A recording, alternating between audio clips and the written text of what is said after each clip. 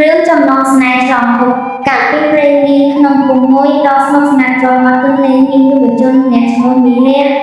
រៈជាបុរសសង្ហាមានពូជស្រឡាញ់មានទឹកមុខស្រទន់និងមានទេពកោសល្យខាងពុកពំនូដ៏ប៉ិនប្រសប់រាល់ថ្ងៃគេតែងតែអង្គុយទូទេសភាពវត្តទន្លេគោរពការរូបសាស្ត្រនិងរូបមនុស្សស្ដែងចង់បញ្ចាំងពីសម្រស់ធម្មជាតិដ៏ប្រការនិងជីវិតអ្នកភូមិដ៏សាមញ្ញ ពំនូរបស់គេតែងតែមានប្រណិតមានភាពរស់រវើកធ្វើឲ្យលោកអ្នកទស្សនាស្ងាត់សរសើរនិងដែលពីមាត់ថ្ងៃមួយខណៈដែលវិរៈកំពុងអង្គុយគូររូបនារីម្នាក់នៅមាត់ទន្លេដែលមានសក់វែងរស់ខ្មៅដូចរាត្រីភ្នែកធំមូលខ្លាលើធ្ងន់មរកតនិងបបោមាត់ក្រហមពណ៌លឿងដូចជាផ្កាកុលាបទៅតែរៀបស្រាប់តែមានសំឡេងសឹកសៀវដ៏ពីរោះរណៈតបានលំលើឡើងពីក្រោយខ្នងរបស់គេថាមកគូររូបនរណាទៅនឹង លោកជាស្អាតណាស់វិរៈភ្នាក់ព្រឹកនេះមើលទៅក៏ឃើញនារីម្នាក់ឈរញញឹមស្រស់នៅក្បែរគូនាងពិតជាស្រស់ស្អាតដូចនារីក្នុងគំនូររបស់គេមិនចឹងវិរៈមានអារម្មណ៍ថានារីម្នាក់នេះគឺជានារីក្នុងប្រទេសសម័យរបស់គេដែលគេតែងតែគូដល់និងធ្លាប់ឃើញរូបពិតនាងបានណែនាំខ្លួនថានាងឈ្មោះម៉ារីជាអ្នកដំណើរមកពីទីក្រុងដែលមកលេងស្រុកកំណើតរបស់ជីដូននាង ពួកគេបានចាប់កតាមមកនិយាយគ្នានឹងសារសប្បាយរហូតដល់ថ្ងៃលិចបាត់ពីជើងវិញចាប់តាំងពីថ្ងៃនោះមកវិរៈនិងម៉ារីបានក្លាយជាមិត្តភក្តិជិតស្និទ្ធព្រោះថ្ងៃម៉ារីតែងតែមកលេងវិរៈនៅមាត់ទន្លេហើយពួកគេតែងតែនិយាយគ្នារីករាយជាមួយពេលវេលាដ៏មានតម្លៃជាមួយគ្នាវិរៈតែងតែគោរពម៉ារីរូបភាពមានពេលសោករូបភាពមានពេលសញ្ជឹងពិតរូបភាពមានពេលសំណឹងមើលផ្កា ពំនូរបស់វិរៈតែងតែមានភាពរស់រវើកនិងពោរពេញទៅដោយមនោសញ្ចេតនាពួកគេទាំងពីររបានរួមស្រឡាញ់គ្នានឹងទាំងអស់ដោយមិនដឹងខ្លួនថ្ងៃមួយម៉ារីបានប្រាប់វិរៈថានាងត្រូវត្រឡប់ទៅទីក្រុងវិញព្រោះជីដូនរបស់នាងឈឺធ្ងន់ហើយត្រូវការវត្តមានរបស់នាងវិរៈមានអារម្មណ៍ជាចាប់ខ្លាំងដូចបាត់បង់របស់មានតម្លៃបំផុតក្នុងជីវិត គេបានសុំម៉ារីកុំឲ្យយកទៅតាមម៉ារីមិនអាចបដិសេធបានឡើយ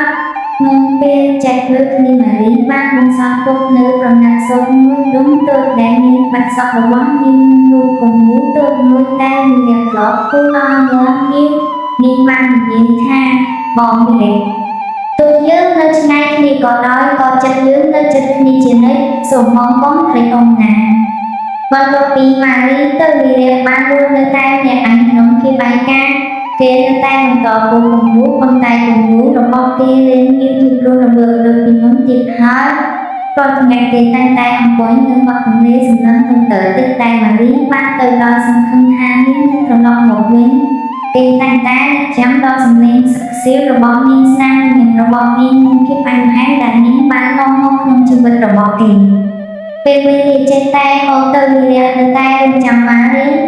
គេបានក្លាយជាបុរសចំណាស់មានសក់ស្កើពេញក្បាលតែរំលងរបស់គេនៅតែស្រឡាញ់តែម៉ារីអ្នកពុតថ្ងៃមួយវិរៈបានទទួលដំណឹងថាម៉ារីបានទទួលមានភាពទៅហើយដោយសារជំងឺរ៉ាំរ៉ាំដំណឹងនេះបានធ្វើឲ្យយោវិរៈឈឺចាប់យ៉ាងខ្លាំងរហូតគេលួចសម្លប់បាត់ស្មារតី ពេលវិរៈភ្នាក់ឡើងគេក៏ឃើញខ្លួនឯងនៅកន្លែងមួយដែលមិនធ្លាប់ស្គាល់ទីនោះមានដើមឈើធំៗមានការចម្រុះពណ៌រីកស្គុះស្គាយខ្លាំងរហូតឈ្ងុយឆ្ងល់ហើយមានសំឡេងបាក់សែងញញច្រៀងយ៉ាងពីរោះទៅណាតវិរៈមិនដឹងថាជាកន្លែងណាទេរហូតដល់គេបានឃើញនារីម្នាក់ដើរមករកគេនាងមានមុខមាត់ស្រស់ស្អាតដូចម៉ារីកាំពីនៅក្មេងនាងបាននិយាយទាំងស្នាមទៅនឹងថា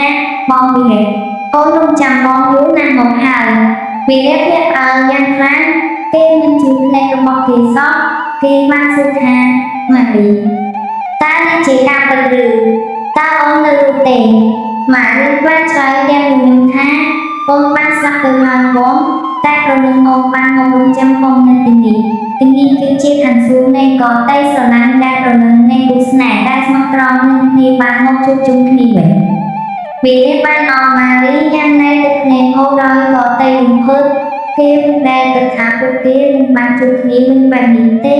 ពួកគេបានដើរកាន់តែគ្នានឹងសារសប្បាយនៅក្នុងឋានសួគ៌នោះពួកគេបានរៀបរាប់ពីរឿងរ៉ាវជាច្រើនដែលបានកើតឡើងក្នុងអំឡុងពេលដែលពួកគេនៅឆ្ងាយពីគ្នា វ มีเรียกบ้านของห้างกลุ่มดูเต็งออกแต่เกย์บ้านกูปีมารีฮามารีบ้านรักปีกอเต็งหรือระบ้องยินจมปูมีเรียกขนมทานซื้อในกอเตยสลานมีการชื่อจักมีที่ใบกามีการใบบักเลยมีแต่เสียจอเตยสุกเสียจอเตยสลานที่เป็นดีที่เรียนโรโฮมีเรียกมารีบ้านจุนายเป็นจุนนี้ที่เรียนโรโฮดอลูเนื้อขนมเสียจอเตยสุกนี้เป็นจอ